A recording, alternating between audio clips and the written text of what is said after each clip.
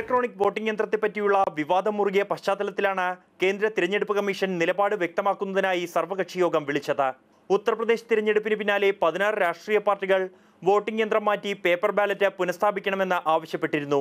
Voting യന്ത്രത്തിനെതിരെ Delhi നിയമസഭയിലും തെരുവിലും Aam Aadmi party പ്രക്ഷോഭം ആരംഭിച്ച സാഹചര്യത്തിലാണ് 7 ദേശീയ പാർട്ടികളെയും 48 സംസ്ഥാന അംഗീകൃത പാർട്ടികളെയും തിരഞ്ഞെടുപ്പ് കമ്മീഷൻ സർവകക്ഷി യോഗത്തിന് വിളിച്ചത്.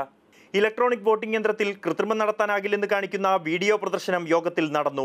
വോട്ടിംഗ് യന്ത്രങ്ങളിൽ അട്ടിമറി നടത്താനാകുമോ എന്ന് പരീക്ഷിക്കാൻ 2 ദിവസം പരിശോധന നടത്തുമെന്ന് തിരഞ്ഞെടുപ്പ് കമ്മീഷൻ അറിയിച്ചു.